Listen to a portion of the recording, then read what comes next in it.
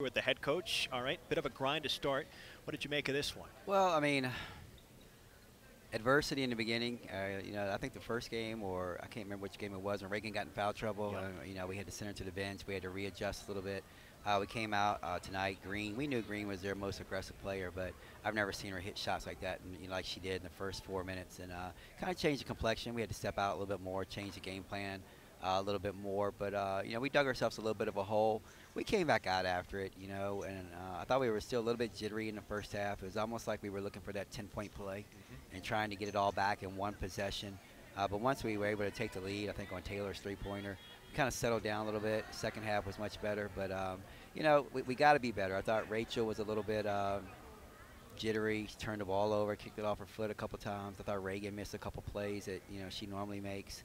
But Dara did a fantastic job in the first half of carrying us, and but we can't put that kind of pressure on her so early in her career.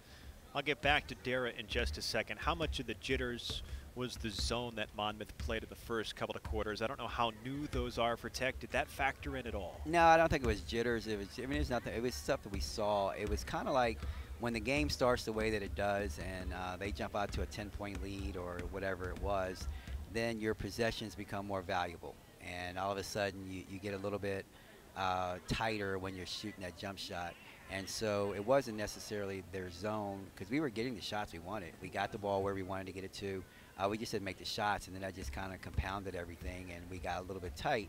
Once the ball started going in a little bit, we settled down and got better. But I think that you could attribute our start to just their hot start. Sure. And they made some difficult shots. And other than I think the first one they made some difficult shots, and then they kind of start feeling it, feeding off each other, and they were able to build a lead very, very early. All right, so I guess the natural next question would be, did you guys do anything defensively that helped slow down Monmouth, or just the fact that you guys settled down, made your shots kind of cooled Monmouth off? No, I thought we had a little bit more of a sense of urgency, and as opposed to allowing them, just with a hand in the face to shoot it, be a little bit more aggressive on the defensive end, and just being aware of where Green was. I thought that really, slowed them down a little bit, having a high hand, and their offense is really predicated on those two kids, just really going at you. And once we were able to settle down, made them take some tough shots, they missed some. It was a lot better situation. So.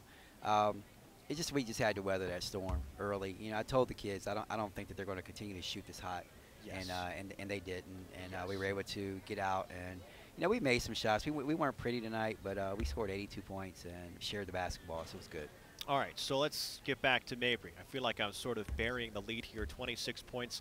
We're going to talk about her a lot, but in terms of her role in this game, what stood out to you the most? Her grit, the fact that we were struggling early, and she took it upon herself to, be aggressive, be the aggressor, and made some tough shots, made some really good shots. She's getting better as far as decision making. Something that I really want her to be better at. Not that she's bad, but I don't think she's ever been a all-time point guard. Sure. She's been a combo guard all of her life, and so we kind of take her off the ball a little bit so she can still remember to score. And not put so much pressure on her to really distribute the ball a lot and get us into our offenses, and just kind of trying to ease her into it.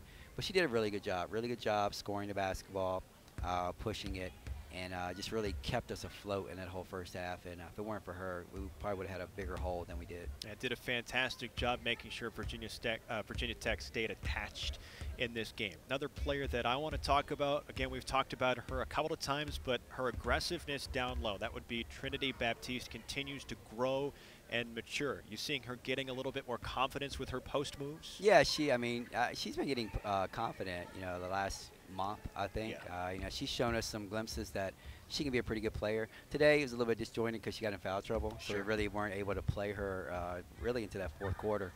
She was fresh in that fourth quarter. She's strong. Yes. There was that one and one that was very clear. I'm going to bully my way to the basket, and she got it. Yeah. I think the bigger play was, if you watch it on replay, was when there was like four people fell like bowling ball pins. She was the bowling ball, and she knocked them down. She's strong, and the kids know, and they always joke about it. They say when Trinity sets a screen on you, you know it. Yeah, you feel it. Yeah, you really feel it. So she adds that element to us, that toughness, and we're going to need a little bit more from her to be able to be on the court more consistently. But she's a strong kid, and I really love her development and the way that she's getting better every day. I like the fact that I don't know if there's a name for it, but the Reagan McGarity shot, 3 post players made it tonight. That kind of fade away from 5 feet away. Reagan made it, Baptiste made it, and Aaron Brooks made it tonight too. All 3 of them went with that move. Yeah. Shout out to Coach Brown, and that's something that we've been teaching our kids ever since our JMU days. Because we've had undersized post players, and you can't always just turn and try to bully them and go right into them. And all 3 of those kids have great touch around the basket. So that's a move. We call it the Dirk Nowitzki move. Okay. Yeah, Dirk Nowitzki. For sure. Yeah, it's just really, sometimes you play against a bigger opponent, more athletic opponent. And they've gotten so good at it that we really teach it and just really encourage them to take that shot. So they've done a really good job. I look forward to the fact that we're going to be able to teach that to Liz Kitley and Alex. Yes. I just threw that in there because I can say their names Yeah.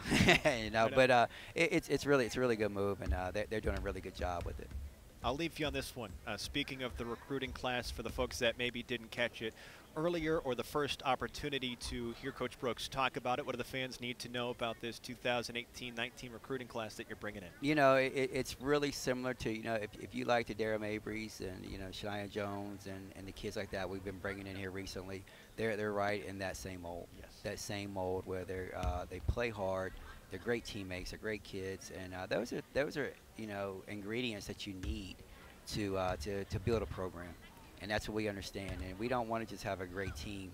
We want to build a great program. And to have kids like that will have a lasting effect on your program, because they're not only good players, they're great people, and they're gonna make Hokie Nation fall in love with them. They're very approachable kids. They come from wonderful families, and they do a tremendous job in all aspects, whether it's academically, athletically, socially. They do a great job. So I'm very proud of them. Very proud of this class.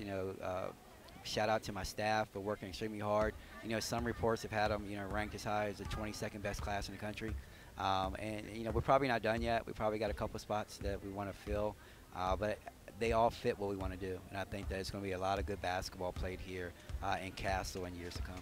And like I said earlier, they're post players. They're post players. They're 6'3", 6'4" post players. That's exciting. That's exciting. Yes. I haven't had that. Poor Reagan. We've had to put a lot of pressure on her, and but help is on the way, and it's coming, and we're excited about it. Coach, thanks. Thank you very much, Andrew. Tech gets the win, 82-49 over Monmouth here tonight.